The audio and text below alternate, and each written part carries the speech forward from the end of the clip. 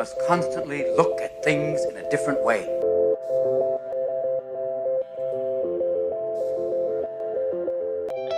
The Healthcare Education Transformation Podcast was created by two physical therapists out of the desire to learn more about the different educational roles in physical therapy and healthcare, and how healthcare education works by talking with educational leaders and people with different perspectives within physical therapy and across interdisciplinary lines on how education can be improved to disrupt the status quo of healthcare education. This is our journey, and thanks for listening. Are you a third-year physical therapy student that excels on tests when you have study guides, checklists, and deadlines? With all of the information available about how to prepare for the NPTE, it's easy to get disorganized and not feel prepared going into the big day. NPTE Prep Success is an online course that provides PT students easy-to-use study guides and step-by-step guidance through the NPTE preparation. To learn more, visit kylericeprep.com. Thank you again all for your continued support. And now for the show. Hey, everybody, and thanks for listening to the Healthcare Education Transformation Podcast. My name is Brandon Poen, and I am joined by my fellow co-host, Stephanie Weyrauch. Unfortunately, F Scott Feil was unable to join us today due to other reasons, but today we have the esteemed pleasure of welcoming a very special guest on the show today from across the pond to talk about evidence-based clinical practice and how we can really start to improve physio education. As today we welcome the one and only Adam Meakins. Now, for those of you who have not heard of him, Adam is a specialist sports physiotherapist and extended scope practitioner with an interest in the management of the shoulder and upper limb. He works both in the NHS and the private sector at sites and locations around Hertfordshire, if I pronounced that right at all, which I probably didn't. So, Adam, thank you so much for your dedication to the PT profession and for taking the time to come on the show today to talk with us and our listeners. Do you think you could tell our listeners a little bit of extra background into kind of who you are and your journey to where it's led to where you are today? Sure. So first things first, thanks for inviting me on, Brandon and Stephanie. It's good to speak to you eventually, at last. And you did pronounce that wrong, Brandon. That's Hertfordshire. Perfect. Writing it down. To say the difference in language, although we share a common language of pronunciations, I still get all your names mixed up as well, so don't worry about that. Okay, we'll go back into your original question, mate. So my background is a little bit diverse. So physiotherapy is my third career. So I started off my life when I left school many years ago now, over 25 years ago. My first career as a young man was in the British military, so I spent a few years in the army. Learning a lot about myself and about other people, which I found very useful going forward in life. And then after I left the army, through various different reasons, I found myself working as a personal trainer for a couple of years. But I soon got bored of that, and I wanted to learn a bit more about the human body and how to help people get stronger and more robust. So I went and did a first degree in sports science back in the mid-90s. And got a diploma in strength and conditioning coaching from that. And so I started to trade myself as a strength and conditioning coach for myself, working independently, but also worked for a couple of amateur sports clubs, rugby and football over in the UK being the main ones. And it was whilst working as a sports coach that strength and conditioning coach, I started to sort of see physiotherapists, interact with physiotherapists. I started to have clients of my own that started to break down and get injured. And that sort of led me into the interest into the human body as to why sometimes it broke down and what was going on there. So I thought, I'm going to try and learn a little bit more about that. And that's what led me into my interest into physiotherapy. So in 2000, I managed to blag my way onto an undergraduate program at the University of Hertfordshire. And I'll be honest and open with you, I found it quite, what's the word I'm looking for? Not what I was expecting. I became very disillusioned with the training that I was getting as a physiotherapist or as a graduate physiotherapist. And I managed to, although a few issues along the way, finally graduate in 2003 as a physio. And then as a junior physio in the UK, we do our NHS rotations. I started off my career working in the NHS. And again, found that quite a challenge. I had a different sort of population group that I had to work with now. So I was used to working obviously with fit, motivated younger populations. And now I had the elderly population and not so motivated population working in various different hospitals, etc. So I soon started to specialise into musculoskeletal. That's where my interest was. So I then went into private practice in musculoskeletal management, physiotherapy, and in private practice again found various different challenges working there. And then that's when I started to specialize in the upper limb, probably about 10 years ago now. So working for about 5 years as a physio, I started to sort of focus my attention onto upper limb conditions, more through, again, personal interest as well. And through various different things as well over the years. I've worked in professional sport. I still do occasionally consult with elite level athletes working in upper limb conditions with problems. But the main sort of role that I have now is pretty much split, as you mentioned, between this NHS role, this extended scope practitioner role, which is basically a triaging role that physiotherapists are now finding themselves into, working as a first contact practitioner, assessing, triaging, deciding what's the best care management plan for people with upper limb conditions. And then sort of the other 50% of my time I work in private practice as a standard sports physio, where I can get my hands dirty at the coalface, so to speak. I think it's really interesting, Adam, how, you have that background as a personal trainer. So I'm interested in this next question. I'm wondering if you could walk us through how your clinical beliefs about pain and structure, biomechanics, exercise, how they've evolved from when you came out of school to where you are now as an expert in the shoulder and upper limb, and as somebody who works in both private practice as well. Yeah, great question. The first thing to say is they've evolved hugely. If you look back probably even just a year or two ago, my thoughts and my thinking processes have changed as I understand more and I learn more around why things hurt and why things break down. So yeah, they've changed dramatically. Going right back to my very first sort of degree as a sports scientist, learning the biomechanics. It was very heavy on biomechanics. It was pretty much predominantly all that was. And then in my early physiotherapy training, again, the biopsychosocial model was taught in 2000. It was mentioned briefly, but still I would say that the majority of the training I got was still very biomedical. I still remember lectures on pain, talking about pain sensors and pain fibers and how nociception, was the cause of pain a lot of the time, where these other factors were discussed briefly as having an influence. But it was very much, a bottom-up model. That's what I was taught.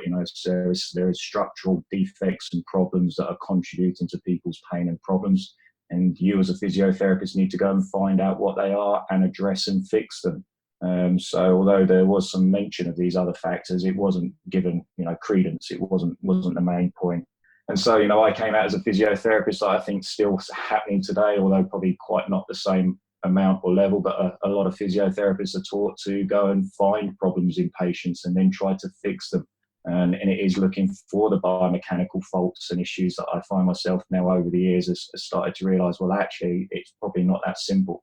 I think I've got to the position now over the years where the only certainty I have is in my uncertainty as to why things hurt.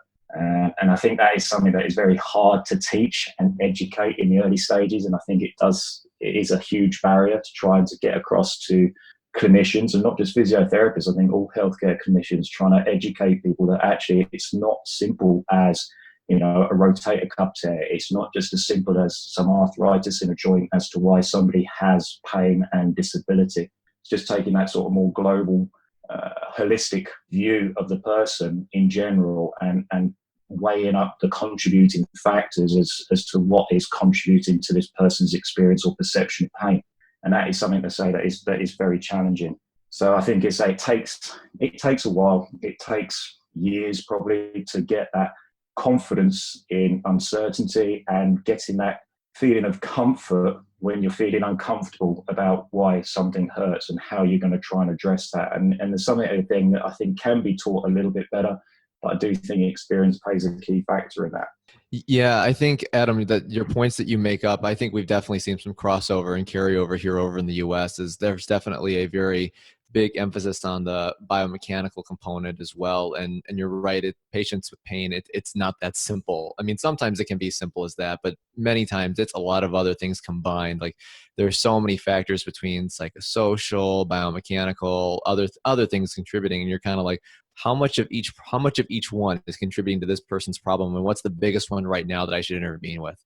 And Absolutely. And it's hard because you're right. Especially with our schools, at least, I'm not sure specifically all details how it is in the UK. I know we talked to Roger Carey in the past to get a brief overview, but at least in the US, there's an accrediting board, and then a lot of schools have to end up teaching to the licensure test to a degree, because at the end of the day, kids have to pass it.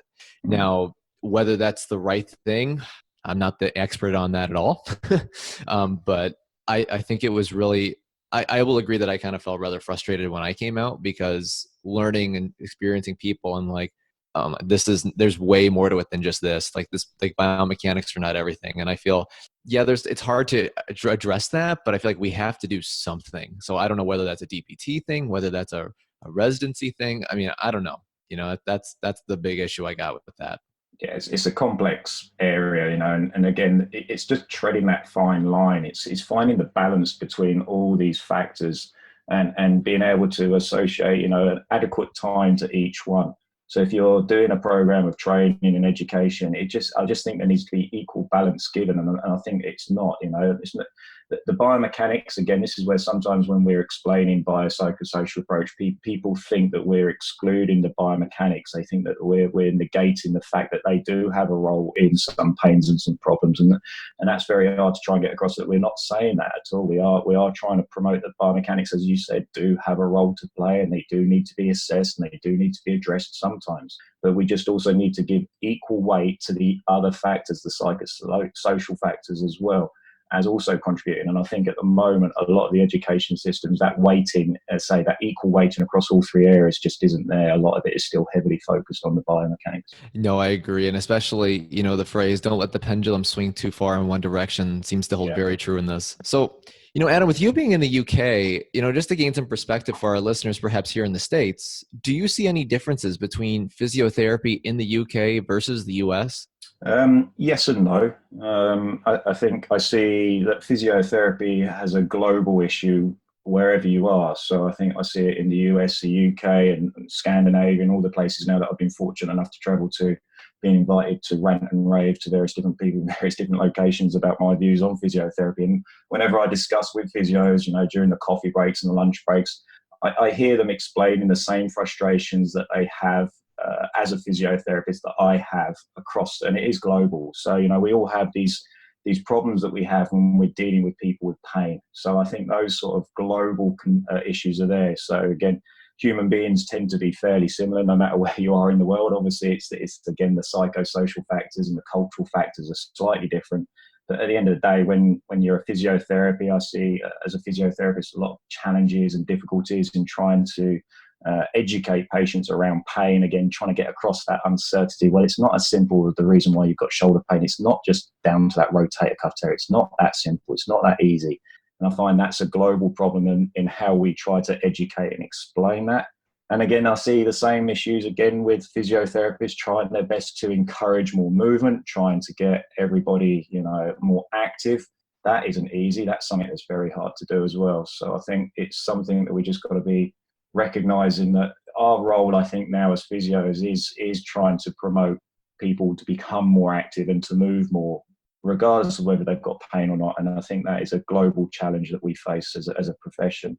But then I think I do see some huge issues with regards to the, I suppose the difference I see with regards to the financial reimbursement schemes that are happening across the world. So I see the US system very much completely different from the UK system. So I see, the problem with the US system, from my eyes and perspective, and correct me if I'm wrong, is the financial reimbursement as to how you get paid as a physiotherapist is based on what you do to a patient. And I think that's completely the wrong way to do it. In the UK, we're a little bit more fortunate because we get paid for our consultation time rather than what we do or don't do with somebody. And I think that's something that I prefer to work underneath that model of healthcare. I prefer to be able to be reimbursed for my consultation time, not what I actually do or don't do to a patient, because I find that can drive poor practice in both ways. So I find, again, if you are being reimbursed for doing things to people, what's the chances are that you're probably going to be doing more things to get more reimbursement?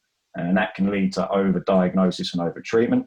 But then I also see a downside to it as well, because I also see, people that are just coasting and lazy because they are knowing that they're getting a set fee for just seeing people. So they do the bare minimum in their sort of reimbursement allotted slot. And so that's where sometimes you can see the lazy coasters. So I think, again, there's a positive aspect and a negative aspect to that sort of financial reimbursement scheme.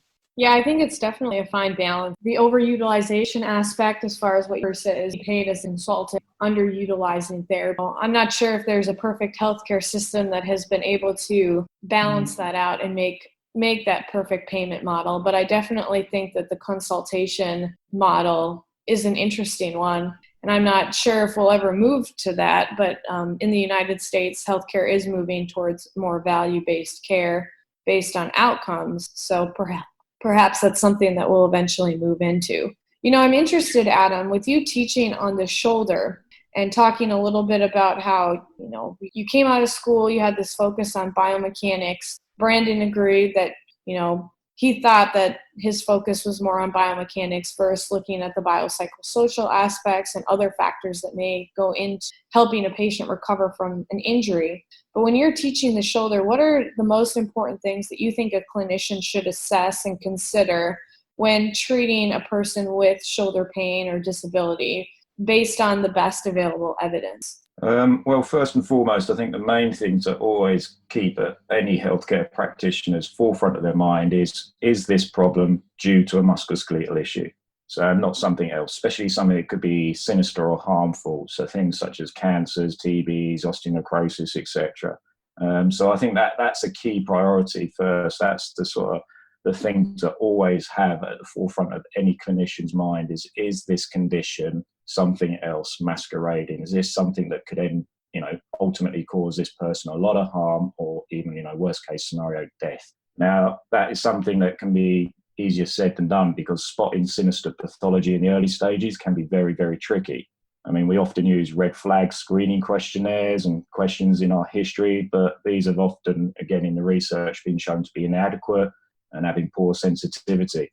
And a lot of these red flag signs don't actually manifest themselves until later on with some sinister pathologies. So for me, I think the key point here is for clinicians to always remain vigilant. That's the word I'm looking for, Adam. So again, making sure that clinicians are aware of these factors that are out there, the incidence and the prevalence, which again, if we're being honest, are low, but they are still out there. So making sure that they don't switch off their sort of detectors, their sort of suspicions, sort of warning signs. They keep an eye out for these signs.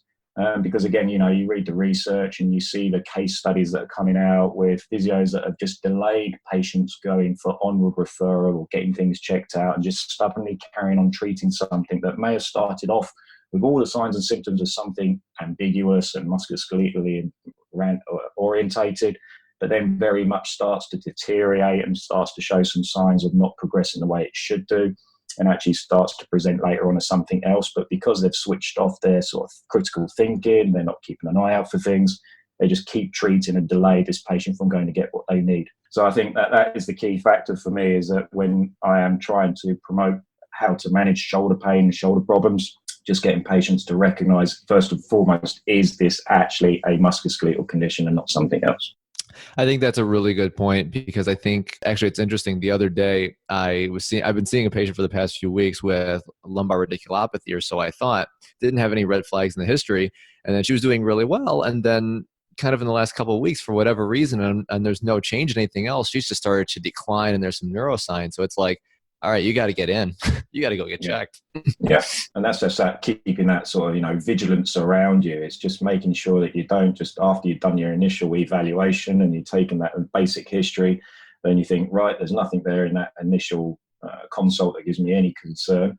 And then you just start to carry on a course of treatment, but you're not actually going back and readdressing that evaluation and seeing how things are changing. And I think, sometimes physiotherapists are a bit guilty of that. They switch off sometimes once they've cleared these sinister signs. So there's nothing there that's going to cause me any concern. And then they just don't keep an eye out for it as things start to progress, as they carry on seeing the patient. And I think the other thing is, again, is to consider that, physios need to do is, again, like we talked about, is just keep a global eye on the sort of the psychosocial factors as well that could also be affecting a physiotherapy's outcome, success or failure. So, just keeping an eye out on the conditions that a patient may bring with them to consult, such as anxiety, stress, depression, but also their social factors. And I think physios don't recognise this enough. But again, the research is telling us to keep an eye out for patients coming from, a lower education level, different socioeconomical backgrounds as well, because all these other factors will govern, outcome success with patients that we're seeing as physiotherapists. And they all have an impact, and say it all affects how we manage, assess, and treat these patients from these different variable factors. And then the last bit to keep an eye out for, I think, is the patient's beliefs and expectations of physiotherapy. Because again, that's something now that's becoming more prevalent in the research, is that trying to gauge a patient's expectation and their belief of whether they think physiotherapy is going to be successful or not for them is a very strong predictor as to whether physiotherapy is going to be successful or not for them. So I think, again, in our evaluations and our histories, there's a couple of key questions now that I go around promoting to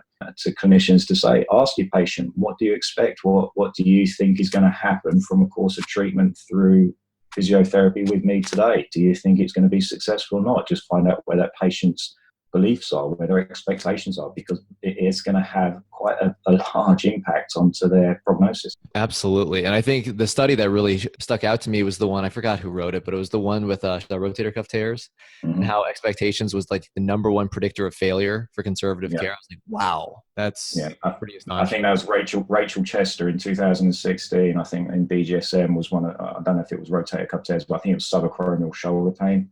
And they looked at a lot of different, factors, Spady scores, chronicity of shoulder pain, levels of shoulder pain, night pain, range of movement, etc. But they also looked at patients' beliefs and expectations of what they thought was the best treatment for them, physiotherapy or surgical management. And pretty much, it wasn't the Spady scores, wasn't the chronicity, wasn't the severity or irritability of their pain that predicted their success or not with physio. It was their expectation. It was a really, really strong predictor.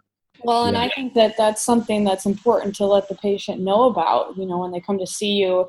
I if I could count the number of times that a patient's been like, well, I'm not sure if this is going to work, but I think it is, I'd be a millionaire. But, I usually tell to patients, I'll say, well, the fact that you believe that this may help you is actually a good prognostic sign that you will get better.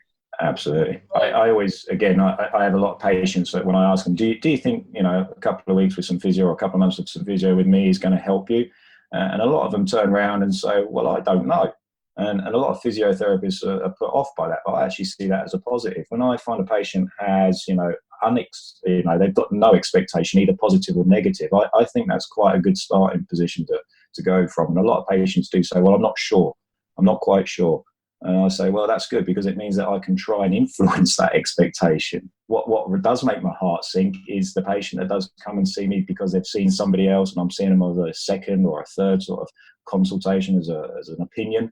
And they've got this very low expectation because they've been told they're going to need some other intervention like a surgery or something. And I find, well, now they've got that expectation in their head. That's very hard to change and turn around to get a positive outcome with my approach.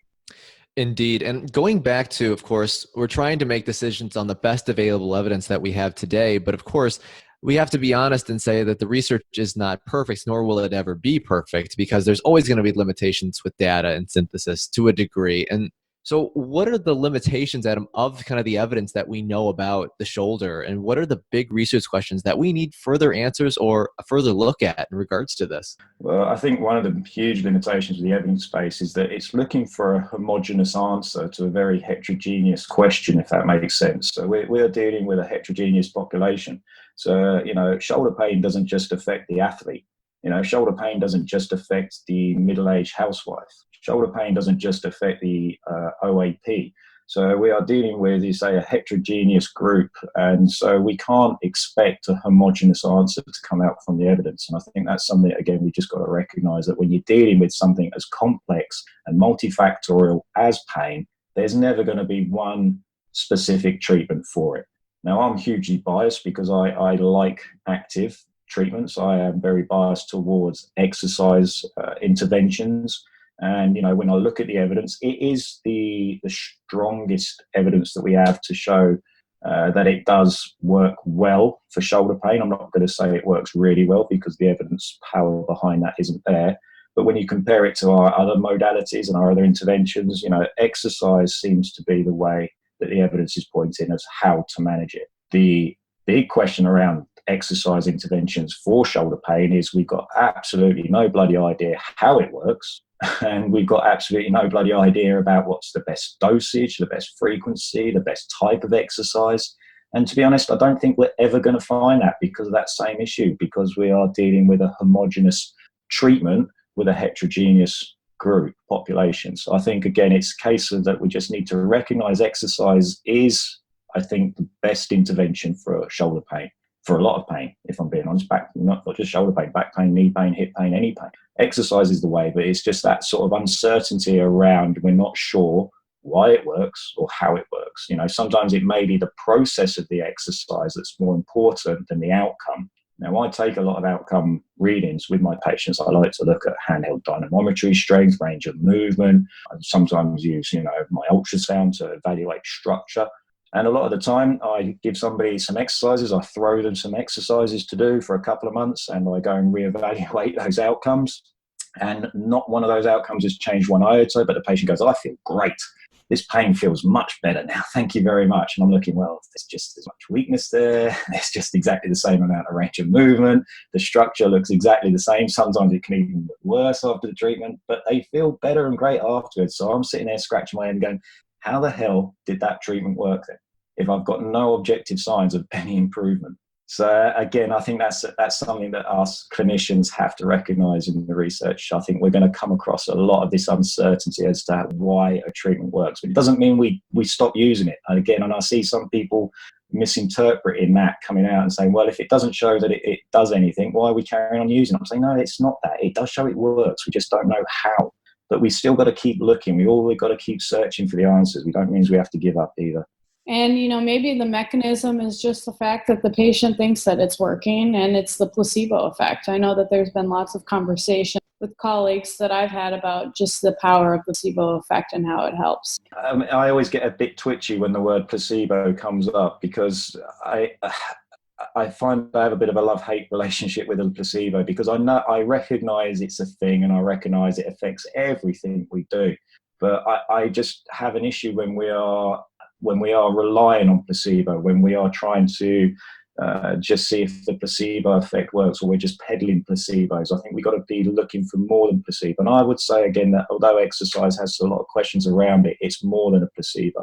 Not maybe for pain, but for other health-related conditions. So I think, the effects on the human system with exercise are not placebo. We see effects of exercise affecting people, but it's pain may be different. Well, and there's a lot of research that has been coming out about just how the neuroplasticity of the brain can change with exercise and with pain. So, the mechanisms are not clear, and, realizing that, this question could be an entire podcast episode in itself.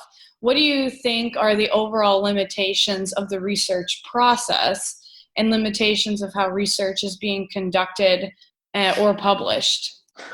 Yeah, big question, big topic. Well, I'm not a researcher, but I am. I've done a little bit of clinical research myself. So, I find myself on the sort of one side of this sort of spectrum with dealing with research. But, I know that there are issues with research and the limitations. First and foremost, I think the biggest issue we have is the lack of funding. So the lack of sort of research money that's allocated to physiotherapy compared to other branches of medicine and healthcare is low. So I think a lot of the things remain, underfunded. Bias is another huge issue, and there's lots of biases that can affect the research. So not only just the author bias as well, but I think main one is publication bias. So I think a lot of physiotherapy research that's probably sitting in academics' drawers or on their hard drives that hasn't been published, showing probably a lot of things that we do have little to no effect. You tend to find it's getting a little bit better, but you tend to find a lot of the things that are published show that something works. I think reproduction studies are not often done enough. So again, just because we see one trial showing it works and all of a sudden now it's classed that we should start using this treatment, I think we've got to hold our horses a little bit until we get studies reproduced by, again, other independent researchers before we start jumping to conclusions. Adverse events in the research are very rarely reported as well, and I think that's an issue. Again, a lot of adverse events with sort of passive modalities are often, schmoozed over or completely not reported. Sometimes they're dismissed as just normal post-treatment soreness, and I'm like, well, that may be something else. Maybe, again, we need to be looking into that a bit more. we have very little research in physiotherapy that uses sham treatments or waiting list control groups sometimes. Again, we tend to rely on the very poor methodological model in our research of A versus A plus B. And a lot of the time, A plus B seems to show a better effect than just A. Well, yeah, whoop-de-doo, of course it would do. So I think, again, that needs to be looked at more. And then the other one, the last one, I think, with the limitations in research is just the lack of long-term follow-up. You know, a lot of our research has very short follow-up, and it tends to, again, just sort of give us a misrepresentation that something could appear to be working because there's a short-term change. But, you know, when you look at the long-term picture, the natural history of time and a lot of the conditions just naturally get better. And I think we're intervening too much too quickly with something that just has a high chance of getting better naturally. And again, that sometimes has implications that I think we're not quite fully aware of. I think that's really important to really bring up those limitations, because I'm sure a lot of other clinicians are hearing as soon as he said this, well, what do I trust now? So I guess the follow-up to that is, what are the journals and resources that you have found most credible when it comes to physical therapy? Like if someone's looking for some credible sources to start kind of reinforcing their research bank. All of them and none of them, I think, is the simplest way. I don't think I've come across, anything that I would say, I'll put my hand on my heart and say, I trust this implicitly all the time. So I don't trust any source as being credible or incredible. I would take it at face value and sort of analyze each paper. I mean, what's the most, valuable resource, I think, for physiotherapists when it comes to journals? Well, that's easy. I think Sci-Hub is the most valuable resource. I don't know whether I should be mentioning this, but, I have a big issue, again, with the evidence being hidden behind paywalls a lot of the time. I think that's pretty much fucked up, excuse my language, but I find that these journals out there are hiding the science and the knowledge behind paywalls. And knowledge and science, again, this is a bit of the socialist coming out, and it should be free to everybody. And I do have an issue with these journals hiding everything behind the paywalls. And thank God for Sci-Hub trying to correct that and trying to make it everything a bit more open access and easier to get hold of. Because these journals, when you look at the profits they're making, again, I'm getting on my high horse, are just outstanding. It's a screwed up system. The journal gets something for free. So an academic will give them a paper, sometimes free, sometimes it's the other way around. Sometimes the academic has to pay the journal to get the paper to be even peer reviewed to start off with. Then the journal then gets peer reviewers to work for free, and then they get that paper published. And then if you want to read that paper, you then have to pay the journal for something that they haven't even bloody done. So again, I find that a really screwed up system. So I think I am quite happy that there is something out there challenging it, something like Sci-Hub, and I urge all clinicians to use it regularly and freely. Screw these bloody journals making huge profits. And for those listeners, you guys are kind of like, where can I find this? Just check the show notes. We'll have the link for it right there. And, I think, it's interesting because I know at least how it is in the US. I'm not sure specifically how it is internationally, but I forgot there's a certain amount of time frame between when evidence is created to when it's actually adopted into clinical practice. Was it like 15, 17 years? I've heard like 9 to 17 years from when something comes out. And yeah, I think 17 years is the longest, yeah. Yeah, it's like because then you're like, how much of it is this? How much is other stuff? I know there's people that are trying to be research translationalists. And I know there's a lot of work. At least there are some people that I know that are trying to try to get it easier to clinicians and patients, but it's a tough hurdle to overcome, that's for sure. So, Adam, what would you say overall, the big topics, of course, getting to more education realm, and we were talking on this earlier, what is the best way to address making sure that evidence-based practice is taught to a really quality level in all physio programs? I wish I had the answer, Brandon. I don't. I think, simply put, is that the educators teaching it just need to be as up to date as they possibly can, and I think there needs to be some incentive and some sort of system in place that checks to make sure that they are, because again, I'm not going to name names or put any sort of accreditation onto any sort of association or society, but I see a lot of educators out there that are, or were, I should probably say, very well read back in the day, but then they get to a position and they just start to sit on their laurels. They get very happy and complacent where they are, a bit like a clinician does with their red flags, and they just tend to carry on teaching the same thing time and time again without questioning or challenging their thoughts or beliefs on a monthly, annual basis. So I think that's something that needs to be done, is that our educators, having their thinking, their teaching critiqued and reviewed. And I think on an annual basis is a good sort of balance. And that goes again with universities, and that goes with postgraduate courses, etc. Are they being, I think, peer reviewed by a body of peers that actually says this is correct, this is, as the evidence shows us currently at the moment, the sort of the best synthesis of what we are trying to promote. So Adam, I know that there's been a big push for clinicians to utilize clinical practice guidelines because they're supposed to be best evidence, and they're supposed to have good outcomes as well. Let's gain some context. How were the clinical practice guidelines formulated, and what are the pros and cons of these guidelines?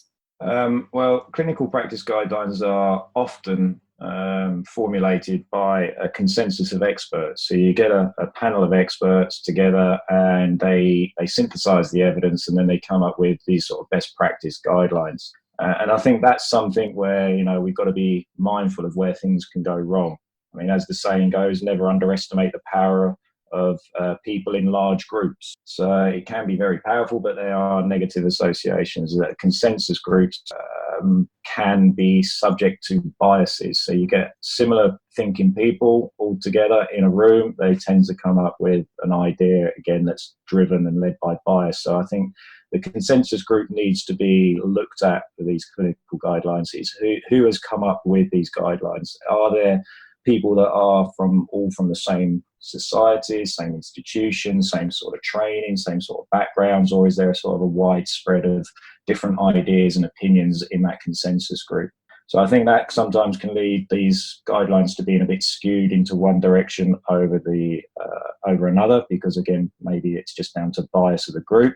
And then the positive of the clinical guidelines is that I think they do help reduce the huge variance in treatment for a lot of things. So one of the biggest issues we have with physio is the difference and variance in how physios treat the same conditions and issues they see the world over.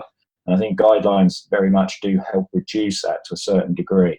So I think they say there are some positives and some negatives. The positives reducing variance, the negatives is that they can be biased depending on who's come up with them. I think that's really good to know. And I know earlier when you had said that wishing that a lot of educators and faculty members would actually kind of continue to stay up to date with the most evidence. But I'm going to ask if you could say another thing perhaps to all physio educators and program directors, what would you say? I think the main one is listen to clinicians more. I think that is something that they need to be listening to those that are working day in and day out at the cold face and dealing with people in pain, and listening to their experiences and their sort of narrative around how the evidence sometimes confuses the hell out of them about how to manage, how to proceed, and also the challenges that they face, and try to take these things on board when they are promoting of a certain technique or an idea of how we should be managing as clinicians. So I think they just need to recognise that there is difficulties in working in a clinical environment compared to an academic environment. I'm not saying one's better than the other, it's just different. Along those lines, if you could say one thing to the Physiotherapy Curriculum Accreditation Board in the UK, what would you say to them? Yeah, exactly the same thing. Please listen to clinicians more, get their perspectives and their narratives and their frustrations about, their day-to-day practice in dealing with pain. And I think, that they'll be surprised at probably what comes back, the challenges that they face, the underfunding, the lack of time, the lack of resources that they have, and trying to work in these constraints in an evidence-based, clinical environment is very challenging. It's very hard work. And so when people are, spouting and espousing that we need to be doing X, Y, and Z with everybody we see, I'm like, well, you try and do that with Mrs. Meakins when you've got 5.5 minutes left of your evaluation to do. So I just think, again, it's just needing these societies and accreditation boards just to recognise the challenges of clinical day-to-day practice better. Absolutely. And I know that they've talked a lot here in the US about really trying to come together to join the clinical world, the academic world, and really cohesively work together, because there are constraints on both ends. And I think it really takes a school and a clinical practice / clinician to really have an open mind to realizing there's limitations on both sides. And we have to start coming together on this. Otherwise, it's just not going to change. Absolutely.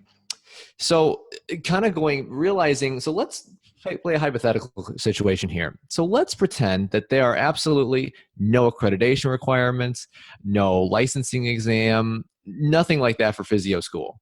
If you could create a physio school or a curriculum and a pathway, and the sky's the limit without any barriers or crap, what would your ideal program look like?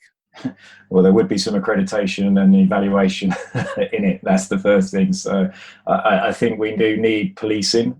So I wouldn't just let anything, go without saying that there needs to be some, level of competencies still out there. So I don't think I'd be quite happy just to have physios out there without any of that going on in the background. But if I could design my own ideal sort of physiotherapy training program, well, again, I think I'm biased, obviously, so take that into consideration. But for me, I think if I look back, I think what my training lacked, and I think a lot of sort of undergrad and training still lacks, is more time spent on the communication skills. That term that's often used, which I bloody hate, is soft skills. They're not soft skills at all. They're bloody hard skills. But learning things, like interviewing skills, motivational interviewing, counselling skills, empathetic listening skills, and then having a clinician better armed and equipped to deal with how to challenge negative beliefs and fears and other behavioural problems as well.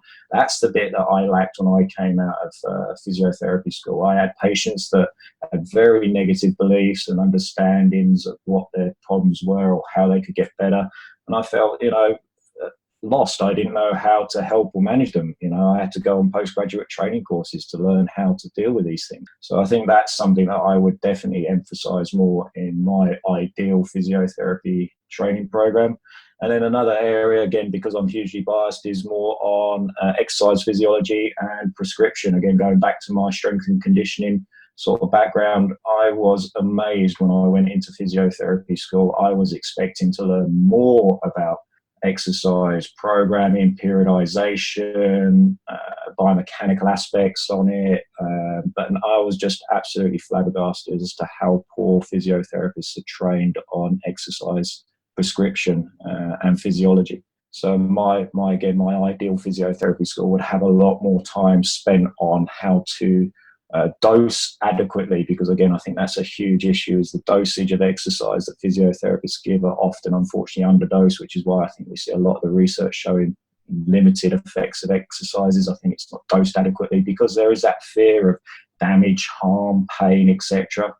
So again, going back to that other area, the third and final area is better education on pain science, not to give physiotherapists the confidence not to fear pain, because a lot of physios are coming out of schools not fully understanding pain, and they do fear it. When you don't know something, you tend to fear it. But once you've learned more around it, I think the fear levels go down and you're not so worried about creating pain, causing pain in patients, which we sometimes have to do when we're trying to get them to move forward and get a successful outcome.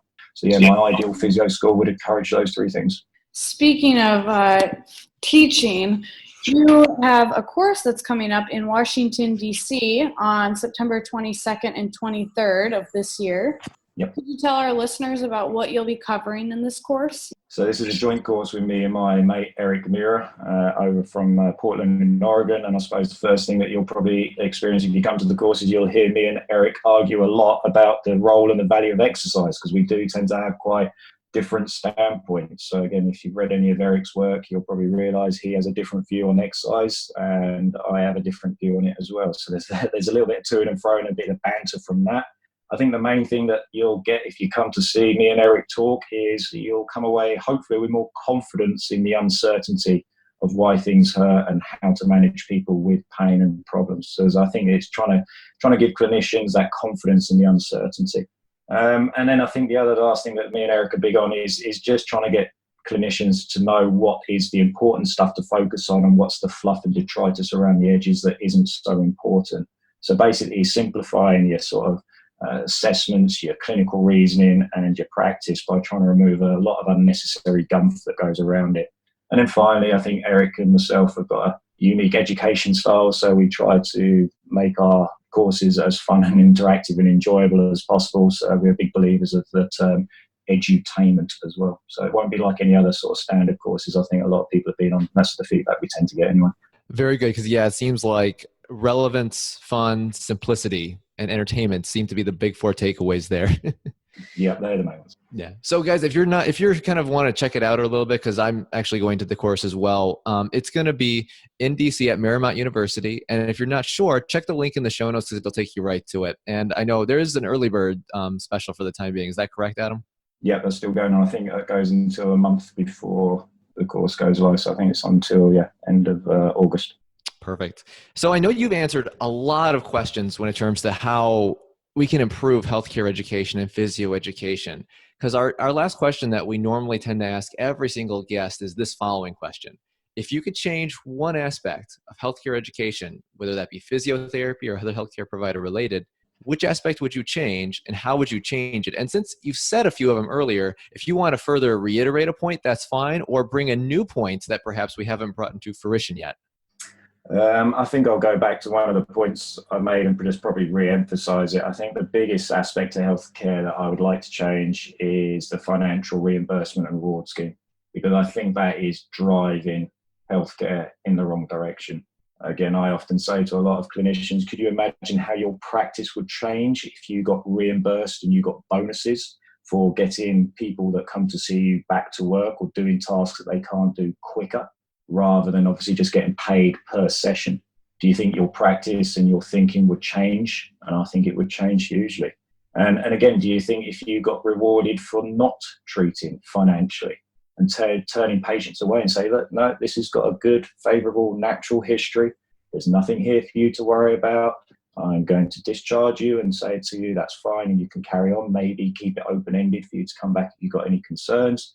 And then you got the clinician to be rewarded for that. I mean, there are negatives to that because sometimes, again, it can be overly done and people could be sending people away without going through proper evaluations. But I think, again, if the financial reimbursement scheme changed slightly, I think we'll see healthcare change hugely. Well, this has been a very enlightening discussion, Adam, and we appreciate the time that you've taken out of your day to talk with us today. People have questions for you afterwards, where do people find you online and on social media if they want to reach out to you? Yeah, well, anywhere on social media. So I'm on Insta, Google, Face, Twitter, or whatever you want to call it nowadays. So I'm on most sort of platforms. So I'm on Twitter. My handle there is @Adam Meakins, but you can also probably find me under the Sports Physio. I'm on Facebook as well, using my name as well as the Sports Physio as well. Got 2 pages there.